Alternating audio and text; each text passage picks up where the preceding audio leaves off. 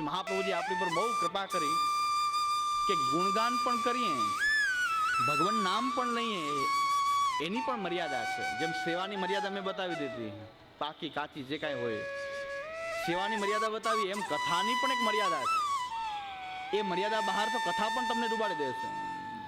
જેમ સેવા ડૂબાડી શકે, પાડી શકે, એમ કથા પણ પાડી શકે. કથાની અંદર બે આવશ્યક છે, વક્તા અને શ્રોતા. વક્તા અને શ્રોતા બે હોય તો કથાનો આનંદ આવે. પછી વધારે જણા ન હોય તો કોઈ ચિંતાની વાત નથી. ઘણી જગ્યાએ શિબિરોના આયોજનમાં એમ કહે છે કે વૈષ્ણવની સંખ્યા નહીં થાય તો મેં કીધું એકાદ તો હશે ને, તો એક હું ને એક વક્તા ને શ્રોતા, હા તો ચાલે. આપણે કોઈ દિવસ ઠેરાવ કરતા નથી કે એટલા જણા હોવા જોઈએ. તમે કદાચ આયોજક બીજા કોઈને તમે સામે બેસી જાજો, માઇકની જરૂર નહીં પડે, આપણે ઘરે બેઠા બેઠા આનંદ કરશું. પછી હોલની જરૂર નહીં, કાંઈ પાછળના પાથરવાનું હોલ રાખો, માઇક રાખો, કાંઈ ચિંતા નહીં. તમે એક ને હું બે, ના પણ મને જ આવડે, હું તમને કહે, તમને આવે મને કહેજો, આપણે બી આનંદ કરશું. કે સાવ સોતા ન થાય તો શું કરવું? આમાં તો એવું છે ને કે મનોરથ હોય તો ડબલ સંખ્યા થાય. અહીં કામરેજવાળા ભાઈ જ કહેતા હતા કે મેં મનોરથ જ્યારે મેં કર્યા છે તો મારા લિસ્ટથી કે 12 વૈષ્ણવ સમૂહ થાય, મારા લિસ્ટ પ્રમાણે ડબલ થઈ જાય. ક્યાં સુધી ખેંચી લેવું પડે. અને એક ભાઈને આમંત્રણ આપ્યું તો કૃપા કરીને આખું ઘર પધારે, અને એની ઘરે મહેમાન આવે તો એને લઈ આવે કે મનોરથ છે હાલો, 2-5 10 તો પડી જ જાય ને. એમ હોય કે આવો મોટો સાગર ઉમટો હોય તો 2-5 જણા બીજા નહીં લઈ લે સાથે, એમાં કંઈ વાંધો ન આવે. તે કે 300નું ભીતર હોય સમાધાન કરવું, 700 સુધી કાંઈ આપણે થઈ ગયું છે. અને શિબિરમાં કે હું ફોન કરું છું એના તો 25% આવતા નથી. ફોન કરીને કહું પત્રિકા આપું, એના 25% લોકો અહીં આવતા નથી. કાંઈ નહીં, 25% આવે એનો આનંદ મનાવો ને. મેં કીધું 25% તો આવે છે, નાચો. આ નાચવા જેવી વસ્તુ કે આટલા તો આવ્યા, આપણે એ દૃષ્ટિએ કે આટલા તો આવ્યા. એટલે એ સાચા આવ્યા છે કે જેને ભગવત કથાની જરૂરિયાત છે, એને બીજી જરૂરિયાત નથી, ભગવત કથાની જરૂરિયાત છે, એ આવ્યા છે. તો શ્રી મહાપ્રભુજી પણ આજ્ઞા કરી છે કે ભગવાનના ગુણ, લીલા વગેરે બધાઈને કહેતા ન ફરવું, અધિકાર જોવો. અને એ પણ અધિકારી આવી જાય એટલે ચાલુ જ ન થઈ જવું. અધિકારી આવે એટલે કે સામે આ લાગે એટલે ચાલુ જ થઈ જવું, એમેય નહીં.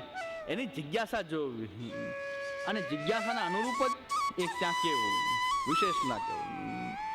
આ ભગવત કથાની અંદર પણ મહાપ્રભુજી આજ્ઞા કરે છે કે કોઈ આવી જાય તો કાંઈ બધું ચાલુ ન થઈ જવું. ત્યાં પણ એની જિજ્ઞાસા જોવી કે કેટલી જિજ્ઞાસા છે. એ પ્રમાણે ઘણાને એવું હોય કે ઘણા બહુ ખેંચી શકતા હોય, આખી રાત ભગવદ વાર્તા કરે. મને એમ થાય કે આ સમયમાં આવા વિરલ છે કે આખી રાત એ ખેંચતા હોય. પણ તમે કદાચ આખી રાત ભગવદ વાર્તા કરી શકતા હો, પણ સામેવાળા કરી શકતા હોય, ધારણ તો કરી દેવા જોઈએ કે નહીં? એ તો જોવું જોઈએ કે ચાલુ જ થઈ જવું. ઓલાની કેપેસિટી પૂરી થઈ ગઈ હોય એટલે રાત્રે પણ અહીં રાતનું સત્ર થાય છે ત્યારે હું બરાબર ધ્યાન રાખું છું. જો આડાવડા આમ ક્યાંક દ્રષ્ટિ 1-2 જણા પર દ્રષ્ટિ પડી જાય તો હું ટાઈમ જોઈ લઉં કે હવે કે હું ક્યાંક કથા બહુ નથી થતી ને આગળ. પછી અદ્ભુત નિંદ્રા આવી મંડલી મેં, અદ્ભુત નિંદ્રા આવી મંડલી મેં. શું કર્યું કે નિંદર એવી સરસ આવી કે ક્યાંય ના આખા દિવસનો થાક ઉતરી જાય એવું સરસ હાલરડું કવાય કે એમ થઈ જાય કે નહીં વલ્લભ કુલ પાછું હાલરડું ગાય અને આપણે સૂઈએ. એવો આનંદ તો બીજે ક્યાં આવે? વલ્લભ કુલ તો ઉત્તમ કુલ તો ખરું. અને એ જ્યારે સુડાવે તો કેટલો આનંદ આવે. એટલે કે મંડલી બીજું કાંઈ નહીં, આવે સૂઈ જાય, 12 વાગ્યા જાગી જાય, અને 3-4 કલાક નીંદર થઈ જાય એટલે ફ્રેશ થઈ જાય. પછી 2 કલાક વાતો કરવી હોય તો વાંધો ના આવે, બહાર બેહાડો 2 કલાક બીજી ખેંચી લે તો વાંધો ના આવે. કારણ કે 3 કલાક આનંદ કરી નીંદર કરી લીધી, પછી 2 કલાક વાતચીત કરવી હોય 2 કલાક વાત કરે. તો આ પ્રકાર જો સામેવાળા આખી રાત આપણે ભગવદ વાર્તા કરી શકતા હોય, હું તો ન કરી શકું, પણ જે કરી શકતા એને કહું છું કે ભાઈ તમારી પાત્રતા આટલી બધી ઊંચી છે, વાત સાચી, પણ સામે આખી રાત તમને ધારણ કરી શકે એવું કોઈ છે કે એ જોયા વગર ચાલુ થઈ જાઓ સવાર ભગવદ વાર્તા? તમારી કદાચ ઊંચા મહાન ભગવતી હો, પણ સામે તો નથી હોય, તમારે સાંભળવાળા તો એવા ભગવતી નથી કે જે આખી રાત તમારી સામે બેઠા રહે. તો આ જે છે કે મહાપ્રભુ કહે છે કે જિજ્ઞાસાને અનુરૂપ જ ત્યાં કહેવું જોઈએ, સીધું ચાલુ ન થઈ જાય. ઘણા પધરાવણી પધરાવે એટલે એવી ટેવ પડી ગઈ છે, પધરાવણી પધારે અહીંયા એમ કે પ્રવચન કરો. પણ મેં કીધું ગમે ત્યાં તમે રસ્તામાં ઉભા રહીને મળી જાવ તો રસ્તામાં કીધું કાંઈક કરો. તો પણ આ કોઈ કારણ વિના રસ્તામાં તો કદાચ મળી જાય, અમે તો હાલતા હોય ફરતા હોય. ઘણા આશ્ચર્ય થઈ જાય, પછી ખબર પડે કે આ તો બાવા, એટલે અમે રસ્તામાં ફરતા હાલતા જતા હોય. ઘણા સ્કૂટરવાળા આવે કે બિરાજોને અહીંયા તો મેં હાલો એ આપણે એ બિરાજ અમારે જવું છે ગમે એમ જવું તો સ્કૂટર વાળા રસ્તામાં કોકને કોક મળી જ જાય. હું ચાલીને જતો કોકને કોક વૈષ્ણવ મળે એટલે કે બિરાજ જાઓ ને આમાં તો પાછળ કે મનોરથ થઈ ગયો એને એમ થાય કે મનોરથ થઈ ગયો. સ્કૂટર પાવન થઈ ગયું આપણું કે પાછળ મહારાજ બેસી ગયા. મેં કીધું મારે ચાલુમાં એટલું આટલું અંતર કપાઈ જાય એટલે હું પાછળ બેસી જાઉં એટલે એ ચલાવે જાય આગળ. પણ ઘણા શું કે સ્કૂટર ચલાવતા પૂછે કાંઈક કહો ને. મેં કીધું તમે સ્કૂટરમાં ધ્યાન રાખો ભગવદ વાર્તા કરશો આપણે બે જાશું. અહીંયા ભગવદ વાર્તા ન કરાય સ્કૂટર ચલાવાય. આગળ હલાવતો હોય પાછળથી એમ કે કાંઈક કહો તો કાંઈક સાંભળીએ. મેં કીધું કાંઈક સાંભળવું નથી તમે ધ્યાન રાખો ને કે આપણે બે માલા પેરાનું તમારે થાય મારી એ નહીં થાય. તમારી થાય મારી ન થાય બે જાશું આપણે એના કે શાંતિ સ્કૂટર ચલાવી લ્યો પછી ભગવદ વાર્તા કરશો. એટલે વૈષ્ણવ એમ કે બાવા આવે એટલે કાંઈક બોલે એટલે આપણે સાંભળીએ એમ બીજું કાંઈ નહીં. હવે પાલન કરવું કે શું કરે શું જિજ્ઞાસા છે મને ખબર નહીં કે આ ભાઈને શું જોઈએ છે કઈ પ્રકારનું સાંભળવું છે કેવી એની જિજ્ઞાસા છે. એટલે હું મારું ચાલુ કરી દઉં સ્કૂટરમાં તો બીજું કાંઈ ભગવદ વાર્તાનું ફળ થાય કે ન થાય તો અમે બે જણા જાય એ વાત નક્કી. જો એ ભગવદ વાર્તાનું ધ્યાન રાખીને સ્કૂટર ચલાવતો ને પાછળ બેઠો બેઠો ભગવદ વાર્તા કરતો આમ ભગવદ વાર્તા થાય નહીં કરાય નહીં. શ્રી ગોકુલનાથજીના પ્રસંગમાં આવે છે ને કે ગોકુલનાથજી ચાલતા હતા રસ્તામાં તો વૈષ્ણવ વિનંતી કરી કે કંઈક ભગવદ ચર્ચા ચલાવો તો રસ્તો કપાઈ જાય કે રસ્તો કપાવવા માટે ભગવદ ચર્ચા ન કરે ચાલ્યા જવાય. બહુ સરસ વાત ગોકુલનાથજી આજ્ઞા કરી કે રસ્તો કાપવા માટે ભગવદ વાર્તા નથી. ભગવદ વાર્તા તો તમારે ભગવદ વાર્તા માટે જ તમે કૃષ્ણાર્થી છો. કૃષ્ણ માટે તમારે ભગવદ વાર્તા સાંભળવી તો જ ભગવદ વાર્તા કરે. રસ્તો કાપવા માટે ભગવદ વાર્તા ના હોય. ઘણા શું કે રિંગટોનમાં બધા રાખે રિંગટોન વાગે એમાં કીર્તન રાખે કોઈ શ્રી કૃષ્ણ શરણમ રાખે. મેં કીધું આ રિંગટોનમાં ભગવદ નામનો શું કામ ઉપયોગ કરવો તે કે એ બાને યાદી આવે ને એ બાને ભગવાનના નામની યાદી આવે ને એટલા માટે.